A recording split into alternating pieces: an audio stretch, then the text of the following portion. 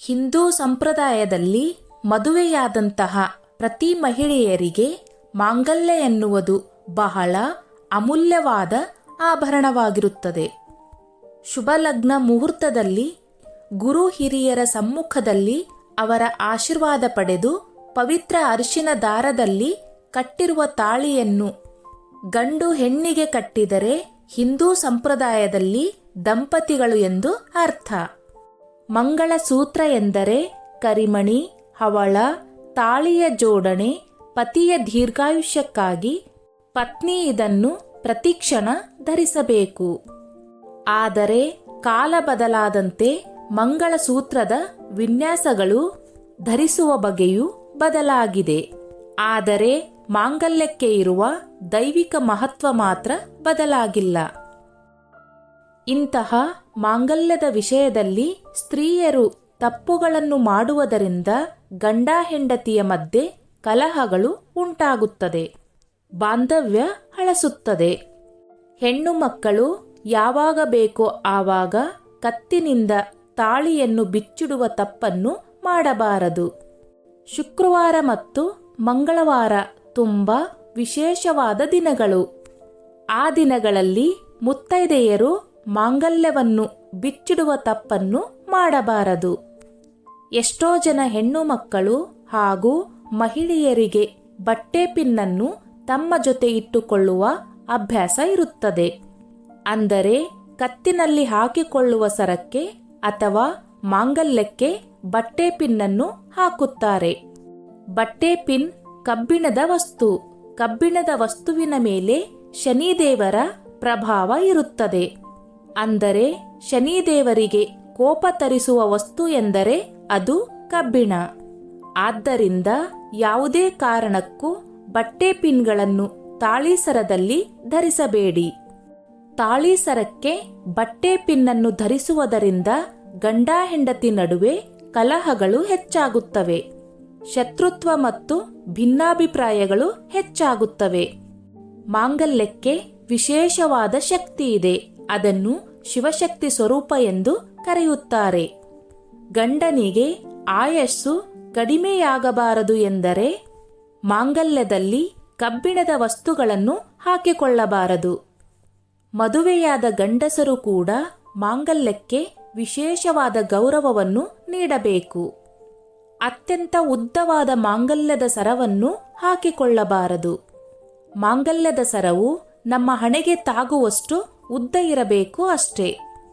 ತಾಳಿಯ ಮುಂಭಾಗಕ್ಕೆ ಅರಿಶಿನ ಕುಂಕುಮವನ್ನು ಹಚ್ಚಿ ಸುಮ್ಮನಾಗಿ ಬಿಡುತ್ತೀವಿ.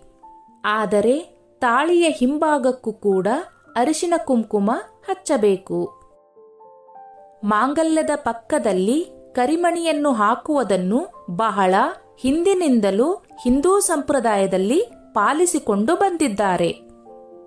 ಮಾಂಗಲ್ಯ ಪಕ್ಕದಲ್ಲಿ ಕರಿಮಣಿಯನ್ನು ಹಾಕುವುದರಿಂದ ಗಂಡನ ಆಯುಷ್ಯ ಹೆಚ್ಚಾಗುತ್ತದೆ. ಯಾವುದೇ ತೊಂದರೆಗಳು ಬರುವುದಿಲ್ಲ. ಕೆಲವೊಬ್ಬರು ಎಲ್ಲರಿಗೂ ಕಾಣುವ ಹಾಗೆ ಮಾಂಗಲ್ಯ ಸರವನ್ನು ಹಾಕಿಕೊಂಡಿರುತ್ತಾರೆ. ತಾಳಿಯನ್ನು ಯಾರಿಗೂ ಸಹ ತೋರಿಸಬಾರದು. ಅದನ್ನು ಯಾವಾಗಲೂ ಮರೆಮಾಚಿಡಬೇಕು. ತಾಳಿಯನ್ನು ಎಲ್ಲರಿಗೂ ತೋರಿಸಿಕೊಂಡು ಓಡಾಡಿದರೆ ದೃಷ್ಟಿ ತಾಗುತ್ತದೆ. ಇದರಿಂದ ಗಂಡ ಹೆಂಡತಿಯ ಮಧ್ಯೆ ಭಿನ್ನಾಭಿಪ್ರಾಯ ಉಂಟಾಗುತ್ತದೆ. ಕರಿಮಣಿಯನ್ನು ಶಿವನಿಗೆ ಹೋಲಿಸುತ್ತಾರೆ. ತಾಳಿಯನ್ನು ಕಟ್ಟುವ ಅರಿಶಿನದ ದಾರವನ್ನು ಪಾರ್ವತಿಗೆ ಹೋಲಿಸುತ್ತಾರೆ. ಇವೆರಡನ್ನು ಜೊತೆಯಾಗಿ ಹಾಕುವುದರಿಂದ ಶಿವ ಪಾರ್ವತಿ ಇಬ್ಬರ ಆಶೀರ್ವಾದ ಇರುತ್ತದೆ. ಜೊತೆಗೆ ಅವರ ವೈವಾಹಿಕ ಜೀವನವು ಶಿವ ಪಾರ್ವತಿಯರಂತೆ ಇರಲಿ ಎಂಬ ಉದ್ದೇಶದಿಂದ ಮಾಂಗಲ್ಯದಲ್ಲಿ ಕರಿಮಣಿ ಹಾಕಬೇಕೆನ್ನುತ್ತಾರೆ. ಕಪ್ಪು ಕರಿಮಣಿಗಳು ಶನಿಗ್ರಹದ ಸಂಕೇತವಾಗಿದೆ. ತಾಳಿಯಲ್ಲಿರುವ ಚಿನ್ನ ಗುರುತತ್ವವನ್ನು ಹೊಂದಿದೆ. ಶನಿ ಮತ್ತು ಗುರುವಿನ ಪರಸ್ಪರ ಕ್ರಿಯೆಯು ಸಂತೋಷ ದಾಂಪತ್ಯ ಜೀವನವನ್ನು ಸೂಚಿಸುತ್ತದೆ.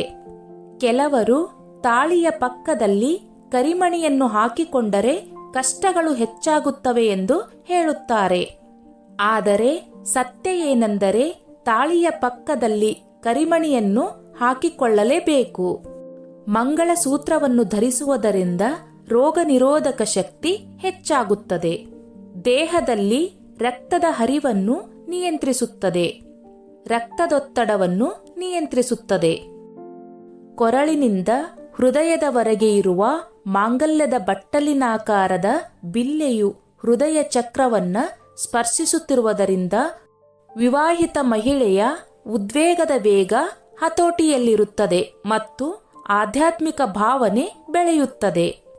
ಕತ್ತಿನ ಭಾಗದಲ್ಲಿ ಒತ್ತುವ ಕರಿಮಣಿಗಳು ಮಹಿಳೆಯ ಸಾತ್ವಿಕ ಶಕ್ತಿಯನ್ನು ಹೆಚ್ಚಿಸುತ್ತದೆ. ತಾಳಿಯಲ್ಲಿನ ಕಪ್ಪು ಮಣಿಗಳು ದೇಹದ ಬಿಸಿಯನ್ನು ಹೀರಿಕೊಂಡು ಶರೀರದ ಉಷ್ಣತೆಯನ್ನು ಹತೋಟಿಯಲ್ಲಿಡುತ್ತವೆ. ವಿಶೇಷವಾಗಿ ಹೃದಯ ಭಾಗದ ಉಷ್ಣತೆಯನ್ನು ನಿಯಂತ್ರಿಸುವುದರಿಂದ ಎದೆಹಾಲು ಮಗುವಿಗೆ ಕುಡಿಯಲು ಯೋಗ್ಯವಾಗಿರುತ್ತದೆ.